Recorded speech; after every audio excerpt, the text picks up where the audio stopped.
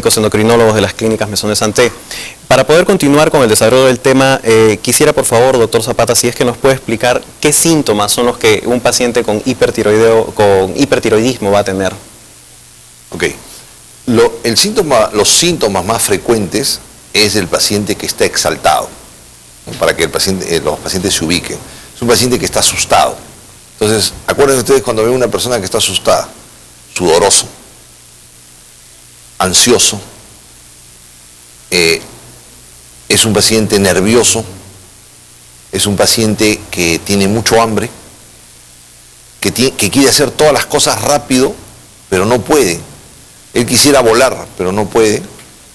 En las mujeres, por ejemplo, pueden tener la libido un poquito más aumentada. En el hombre baja de peso, ¿no? A pesar de que come mucho, baja de peso, ¿no? Cansancio, le falta fuerza. Los pacientes se quejan porque quieren subir al micro y no tienen fuerza para subir, ¿no? Se llama miopatía tirotóxica. Después tienen taquicardia, palpitaciones. A ver, ayúdenme. ¿El calor? Un montón. La intolerancia al calor. Intolerancia al calor. Pueden haber manifestaciones también, le refiere la función ovárica de la mujer, pues a amenorrea u oligomenorrea. ¿Eso ¿no? significa de que no hay, para nosotros, no hay menstruación? No hay menstruaciones de modo regular, ¿no? Las manifestaciones cardiovasculares clásicas que ha descrito el doctor, la taquicardia, síntomas generales, insomnio, baja de peso, apetito incrementado, hiperdefecación. No hay diarreas, pero el paciente defeca con mayor frecuencia. Es un estado de desgaste, ¿no? Entonces el paciente come más, pero baja de peso, ¿no? Claro. Insomnio, nerviosismo, lo que comentaba el doctor, que es característico, hay una debilidad proximal, ¿no? El paciente tiene disminución de fuerza, no puede soportar la posición de cuclillas porque pierde fuerza, no puede subir las escaleras. Es una condición de desasosiego general, ¿no? Claro. Y lo que usted comentó, doctor Zapata, al respecto de que el paciente está entrando a consulta y ya podemos determinar a qué es tiroideo, en base a qué es lo que se puede determinar. Claro, porque ya nosotros, nuestro ojo como endocrinólogo se acostumbra a ver al paciente. Es un paciente nervioso que de repente te abre la puerta de la consulta, ¿no? Porque está desesperado, no quiere esperar. Es un paciente ansioso, sudoroso. Por más que el paciente se haya bañado una hora antes de llegar a la consulta, ya llega sudoroso, llega con cara de asustado. Esa es, ¿no? La palabra sería esa, cara de asustado, ¿no? Porque el paciente, tú se sienta y el temblor de las manos, tú le tomas el pulso y está taquicárdico. Entonces es un paciente que obviamente así tú haces el diagnóstico, como te digo, en la puerta de la... Pero hay otros pacientes que no tienen todos los síntomas, que no entran de esa manera. Entonces es más difícil, digamos, el diagnóstico, y ya tienes que, a la hora que lo examinas, haces los reflejos, vas a encontrar hiperreflexia, vas a encontrar temblor, vas a encontrar taquicardia. Taquicardia es uno de los signos, digamos, más frecuentes que vamos a encontrar, ¿no? Y tanto en el mayor como en el menor. ¿Puede haber un poco de presión alta de repente? Sí, puede haber, sí. Hay un incremento de la presión diferencial, se llama. O sea, usualmente encontramos 14,6, ¿no? La presión arterial diferencial se incrementa, se aleja la presión arterial sistólica de la diastólica. Correcto. El equipo de producción nos avisa de que tenemos una consulta de exteriores. ¿Podemos verla, por favor? Tengo una amiga que tiene hipertiroidismo y recibe tratamiento. Lo que yo quisiera saber es si puede tener hijos. Quisiera saber si es peligroso o qué puede hacer, ¿no? Y si el tratamiento puede producir la infertilidad. Muy bien, hemos hablado al respecto de los síntomas y creo de que ahora podríamos hablar un poco respecto a la severidad de la enfermedad. Claro, o sea, el hipertiroidismo no tiene por qué afectar la fertilidad, pero sí puede poner en riesgo una gestación, por ejemplo, ¿no? Y entonces hay que decirle al paciente o a aquella mujer que tiene proyecciones de salir embarazada que en principio tiene que mejor entrada al embarazo en condición de eutiroidismo, o sea, de función tiroidea normal, a través del uso de pastillas o a través del uso del yodo radiactivo, ¿no? Eso según la preferencia del paciente y del médico que le evalúe, pero de preferencia debe entrar a la gestación en una condición de función tiroidea normal y no es causa... Podría haber con estas situaciones de oligomenorrea o amenorrea que hablábamos, de alteración de las reglas, una incapacidad para salir gestando, o si la mujer está en estado de hipertiroidismo puede tener pérdidas también, ¿no? Entonces, si tiene proyección, tiene diagnóstico de hipertiroidismo y tiene proyección de fertilidad, primero debe tratar el hipertiroidismo y entrar en una condición de función tiroidea normal al embarazo. Es básicamente establecer con su endocrinólogo un buen Y el asiento para el hipertiroidismo es embarazo. una afección que tiene que ser tratada. Muchos pacientes se demoran en llegar al médico y el problema es que hay una entidad médica que se llama crisis tirotóxica, que es digamos, el hipertiroidismo ya exagerado, ¿no? Donde el paciente entra en una taquicardia, entra en problemas incontrolables, ¿no? Y que puede morir. Entonces, el paciente tiene que ser tratado y muchos de nuestros pacientes nosotros le administramos, digamos, un tratamiento por vía oral con tabletas y el paciente deja de tomar la pastilla cuando ya se siente bien. Eso es muy común en el Perú. Muy común en el Perú que partan la pastilla, la dosis que tú le das, tomen la mitad porque son 6 pastillas que le damos. Porque le parece mucho. Dice, no, 6 no voy a tomar, ¿no? Entonces felizmente ahora han salido en otras presentaciones y ya no le damos 1,5 nomás, pero antes cuando le dábamos 6 tabletitas de Tapasol, el paciente decía, no, mucho, está loco el doctor, tomo la mitad. Y nunca los podíamos controlar, porque tiene que ser la dosis. Claro. ¿No? Entonces, este es un mensaje que de repente deberíamos darle siempre a nuestros pacientes. La dosis que el médico le da es la que debe tomar el paciente, no la que el paciente cree. ¿No? 13 años hemos estado nosotros en la facultad estudiando para dar una dosis.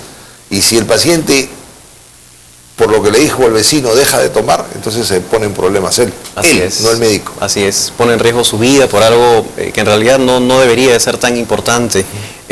Ahora, con respecto a la determinación de los signos y síntomas de los que ya hemos hablado, cómo se puede presentar un paciente a consulta, ¿existen algunas otras condiciones que puedan semejar esto? Por ejemplo, ingesta de algún tipo de medicamento que pueda condicionar la aparición de un hipertiroidismo, digamos, ficticio. Ese hipertiroidismo facticio, que se llama por el uso exógeno de hormona tiroidea sin necesidad, ¿no? Que lo utilizan con fines de bajar de peso, a veces, que no está justificado obviamente, no da el cuadro clínico característico, florido de hipertiroidismo al que se ha referido el doctor Zapata, ¿no? Sí podemos encontrar ciertas personas con algo de irritabilidad, que describan un insomnio, o quizás una discreta baja de peso, pero el cuadro clínico florido del hipertiroidismo de Graves por uso externo de hormona tiroidea no es similar, ¿no? No, eso sí debe quedar claro, ¿no? Yo he tenido en la consulta, por ejemplo, pacientes que llegaban de un médico X, que les habían dado la dosis, por ejemplo, de hormona tiroidea, para una persona eran 2 pastillas, sin poner el nombre, y el médico le daba 6 pastillas. La persona llegaba, pero llegaba con una taquicardia brutal, ¿no? Entonces, y no va a conseguir bajar de peso, eso es otro mensaje que deberíamos decir. El paciente tomando hormona tiroidea no va a conseguir bajar de peso. Hay que fijarlo bien, ahora hay una gran corriente al respecto, ¿no? Lo que va a conseguir es que se mete un problema de repente cardíaco, una arritmia, una de estas cosas, por haber tomado en exceso hormona tiroidea. Eso hay que tenerlo bien presente, ¿no? El tratamiento para el hipertiroidismo es uno.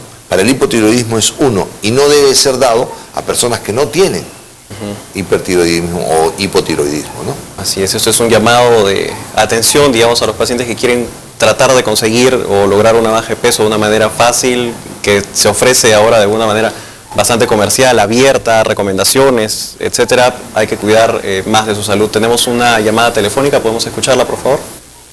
Doctor, buenas tardes. Buenas tardes. Tengo 24 años. Toda mi vida he sido delgado. He hecho 1001 dietas para subir de peso en esos años, pero no resulta. Escuchando su programa, oí que los hipertiroideos son delgados. Quiero saber si este puede ser mi caso y dónde puedo recurrir. Muchas gracias. La última pregunta es obvia, las clínicas Mesón de Santé.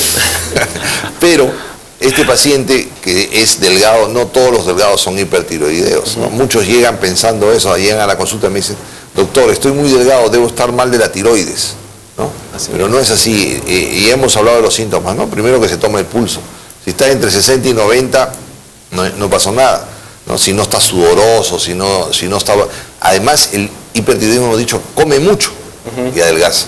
Hay muchas personas que tienen el metabolismo alto. Así es. ¿No? Comen bastante y no suben de peso. Esos son los privilegiados de la naturaleza, como nuestro amigo Frederick Mazuco, ¿no? Pero no todos son así. El hipertiroidismo es una enfermedad que tiene sus síntomas, sus signos, y es muy fácil de diagnosticar, como lo hemos repetido, y no todos los delgados son hipertiroideos. Correcto, eso es bastante importante porque es una consulta bastante frecuente, ¿no? Así es. Un paciente que llega delgado, no puede subir de peso. hay que investigar otras causas también aparte del hipertiroidismo. Ahora, en cuanto al examen físico, un paciente ha visto el programa, se ha dado cuenta de que es taquicárdico, come mucho, no sube de peso, etcétera, todas las otras características que han dado. Acude a la consulta. ¿Qué es lo que él debe de esperar ser evaluado en cuanto a un examen físico? ¿Cómo se lleva a cabo? Bueno, el examen clínico general, ¿no? En la parte cardiovascular, lo que ya se comentó, puede encontrar uno una presión arterial sistólica, incrementa las pulsaciones por encima del rango normal, una piel sudorosa, un tremor que pasa por distintos niveles, puede ser un tremor discreto de manos hasta un temblor evidente, puede haber un incremento, uno evalúa el volumen y examina la glándula tiroides, las características de la glándula tiroides, porque eso es muy importante en cuanto también establecer el pronóstico y el tipo de tratamiento que uno le va a dar al paciente. Hay manifestaciones oculares en el hipertiroidismo. Para el caso del hipertiroidismo de Graves, que es la causa más frecuente de hipertiroidismo, hay una serie de alteraciones, no solo en los tejidos blandos, puede haber edema palpebral, hay una retracción del párpado, puede haber inyección conjuntival, o sea, manifestaciones muy sencillas hasta manifestaciones muy groseras, oculares, que ya uno con la frecuencia con que las observa va entrenándose y tratando de detectarlas, ¿no? Justo tenemos unas imágenes para mostrar. Vamos a hacerlo en nuestro tercer bloque. El segundo ha quedado bastante